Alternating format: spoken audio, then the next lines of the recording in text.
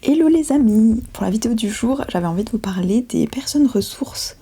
Voilà, donc c'était une notion de ma coach Julie, et un jour elle m'en a parlé, elle en parlait au travers d'un Zoom, et elle nous expliquait que parfois on a des personnes dans notre entourage à qui on va pouvoir un petit peu se confier, se livrer, et qui vont en fait être là pour nous accueillir. En fait, on sait que ces personnes-là vont nous écouter sans forcément nous juger,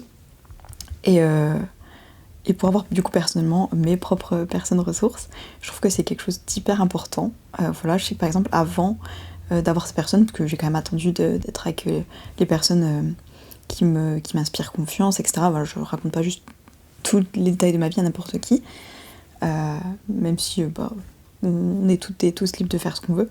Mais en tout cas voilà, je sais que j'avais dans le passé une personnalité peut-être un peu plus méfiante, donc j'avais vraiment attendu longtemps. Et en attendant, du coup, je le faisais un peu par moi-même, on va dire, je régulais mes émotions vraiment par moi-même, et j'avais pris l'habitude de tout garder pour moi, en gros. Enfin, les bonnes choses comme les mauvaises, parce que juste, je régulais tout par moi-même, quoi. Donc si j'étais heureuse genre par moi-même, dans mon coin, en mode « Ah, c'est trop bien !» Si j'étais en colère dans mon coin, etc. Et puis, depuis que, par exemple, il y a des personnes ressources dans ma vie, dans le sens où j'ai commencé à les considérer comme telles, pas dans le sens où forcément ces personnes sont apparues, parce que ça peut être la famille, ça peut être une sœur, un frère, des parents, des oncles ou tantes, enfin ça peut être des gens proches avec qui on a grandi même. Et à partir du moment où on change notre regard sur la personne, elle peut prendre un autre rôle, on va dire. Nous, on lui donne un autre rôle, en tout cas, dans notre vie. Elle peut nous aider à combler d'autres besoins juste par le regard qu'on porte sur elle, sans forcément modifier leur comportement. Et donc, à partir du moment où on commence à s'ouvrir à certaines personnes, et on crée un peu un lien différent, en tout cas. Et puis, voilà, personnellement, du coup, je me suis plus ouverte aux autres, j'ai commencé à partager plus de choses, et c'est vrai que du coup, aujourd'hui, quand il se passe quelque chose de très agréable dans ma vie, que je vais considérer comme très positif par exemple, j'ai des personnes avec qui le partager, avec qui célébrer, voilà. Je vais envoyer des messages genre hey, j'ai fait ça et tout, c'est trop bien, je raconte en détail, ça me fait trop plaisir de partager. Je sais que le plaisir est partagé parce que la personne en face est hyper heureuse pour moi aussi de se dire ah mais non trop cool et tout, on en avait parlé, etc.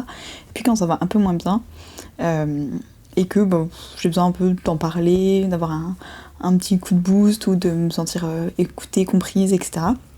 Moi, je peux aussi parler à ces personnes et leur dire « Oh, il s'est passé ça aujourd'hui, ça m'a un petit peu déprimée » ou bien « Je me sens un petit peu mélancolique par rapport à ça » ou « Il y a telle personne qui a fait ça, j'ai réagi comme ça, etc. » Donc là, je suis en train d'un peu d'analyser mon comportement, ça m'agace, ça me saoule, je suis frustrée, etc. Et ça permet un peu d'en discuter, des fois ça permet d'avoir d'autres points de vue, et puis parfois ça comble juste un besoin de se sentir écoutée, comprise, et je trouve que c'est quelque chose c'est une ressource, on va dire, les personnes ressources, très, très aidante dans la vie, parce que on apprend beaucoup de choses aussi en s'ouvrant aux autres. On peut amplifier sa joie, on peut amplifier tout ça, et puis les autres vont aussi nous confier parfois des choses, parce que on peut être la personne ressource de notre personne ressource. Et donc c'est vraiment cool des fois de voir en quoi s'ouvrir aux autres les aide aussi à nous parler, et on peut après partager plein de choses.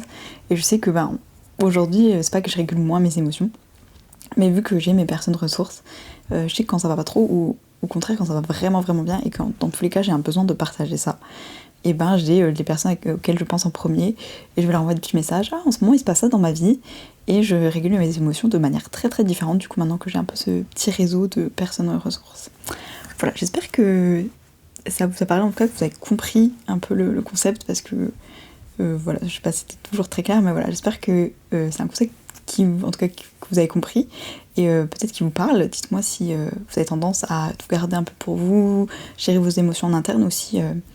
Une fois que vous êtes un peu à l'aise avec vos émotions, vous aimez les partager avec les autres, en parler, voir un peu ce qui se passe dans vos vies, juste en fait donner des nouvelles aussi à certaines personnes. Est-ce que vous avez des personnes ressources dans vos vies, et est-ce que c'est quelque chose qui vous intéresse, ou au contraire vous aimez être très indépendant, et auquel cas vous voyez pas forcément l'intérêt d'avoir ces personnes avec qui on partage vos vies, nos vies. Bref, dites-moi dans les commentaires ce que vous en pensez, et en attendant je vous fais des bisous.